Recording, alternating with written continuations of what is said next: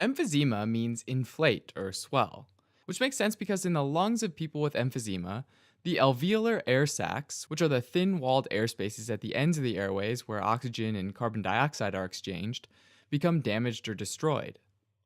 The alveoli permanently enlarge and lose elasticity, and as a result, individuals with emphysema typically have difficulty with exhaling, which depends heavily on the ability of the lungs to recoil, like elastic bands.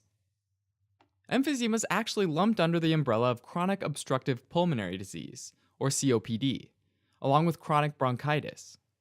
These two differ in that chronic bronchitis is defined by clinical features, like a productive cough, whereas emphysema is defined by structural changes, mainly enlargement of the air spaces. That being said, they almost always coexist, probably because they share the same major cause: smoking.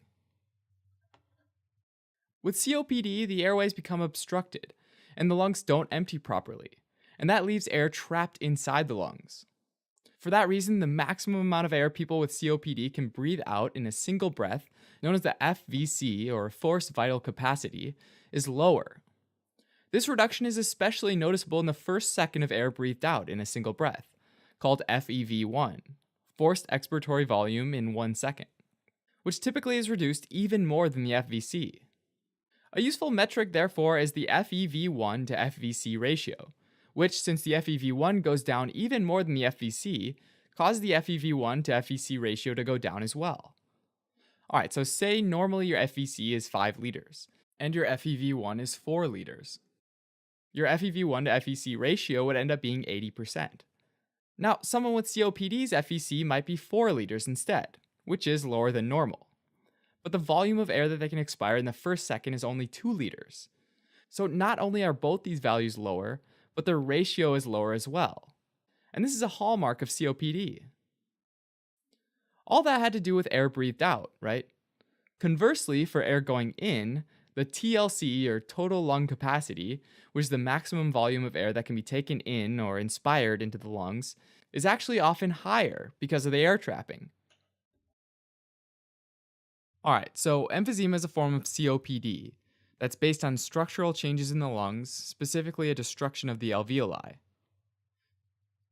Normally, though, oxygen flows out of the alveoli and into the blood, while carbon dioxide makes the reverse commute.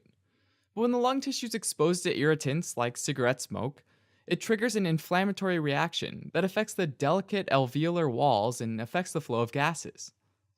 Inflammatory reactions attract various immune cells, which release inflammatory chemicals like leukotriene B4, interleukin 8, and tumor necrosis factor alpha, as well as proteases like elastases and collagenases. These proteases break down key structural proteins in the connective tissue layer, like collagen, as well as elastin, which is a protein that gives the tissue elasticity, and this leads to the problems seen in emphysema. In healthy lungs, during exhalation, air whizzes through the airways with high velocity, creating a low pressure environment in the airway. And this is due to the Bernoulli principle, where as a fluid, which includes air, moves at higher velocity, it must have lower pressure. Now, this lower pressure tends to pull the tiny airway inward.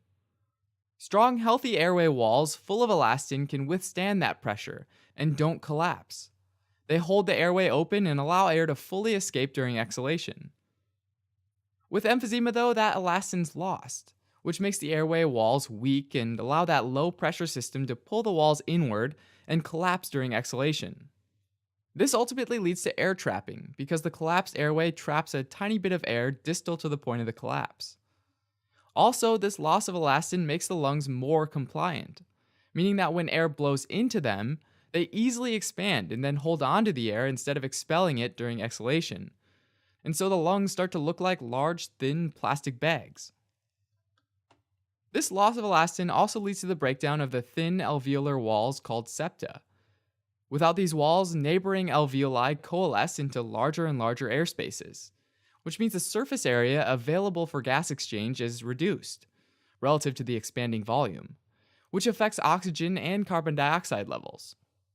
This process all happens in the acinus, which is the endings of the lung airways where those clusters of alveoli are located.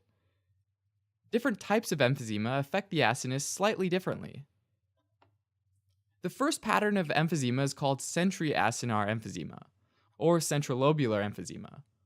And this is the most common pattern, and it really only damages the central or proximal alveoli of the acinus. This is the pattern seen with cigarette smoking, and it's thought to happen because the irritants from the smoke aren't able to make it all the way to the distal alveoli. Centriacinar emphysema typically affects the upper lobes of the lungs. There's also panacinar emphysema, where the entire acinus is uniformly affected. And this is often associated with the genetic condition alpha-1 antitrypsin deficiency.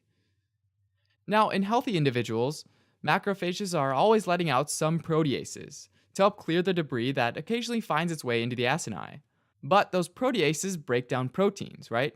So these can damage the tissue. Alpha-1 antitrypsin is a protease inhibitor that's generated by the body to protect against unintended collateral damage from these proteases. People with alpha-1 antitrypsin deficiency don't have these protective protease inhibitors, and so they end up with damaged air sacs that affect the entire acinus. Panacinar emphysema typically affects the lower lobes of the lungs. A third and final type of emphysema is called paraseptal emphysema, in which the distal alveoli of the acinus are most affected. And this type typically affects the lung tissue on the periphery of the lobules, near the interlobular septa that separates each lobule. The thing to keep in mind about paraseptal emphysema is that the ballooned out alveoli on the lung surface can rupture and cause a pneumothorax. People with emphysema typically experience symptoms like dyspnea, which is a shortness of breath, due to the air trapping and decreased gas exchange. To help counteract this, people sometimes exhale slowly through pursed lips, which increases pressure inside the airways and prevents them from collapsing as easily.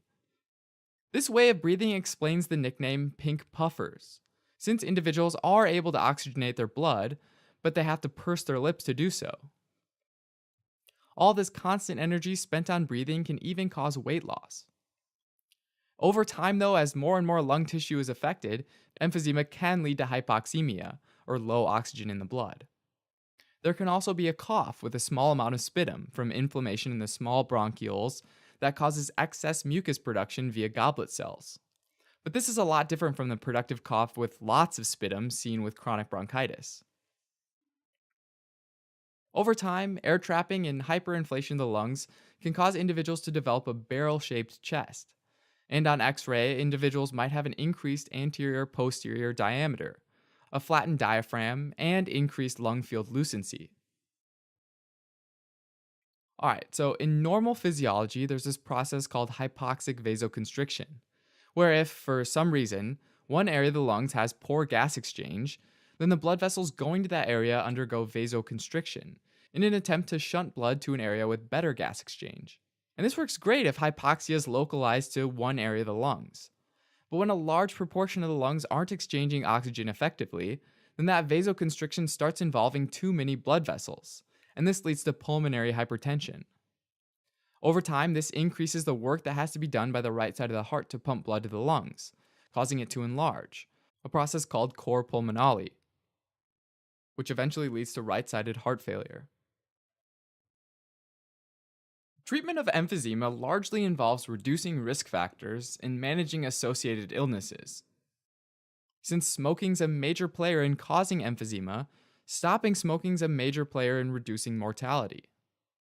Supplemental oxygen, as well as certain medications like bronchodilators, inhaled steroids, and antibiotics to control secondary infections are all helpful in managing emphysema. Alright, as a quick recap. Emphysema is a type of chronic obstructive pulmonary disease, or COPD, where exposure to irritants, like smoking, causes elastin in the small airways and alveolar walls to be broken down. And this leads to air trapping and poor gas exchange, both of which eventually lead to hypoxemia.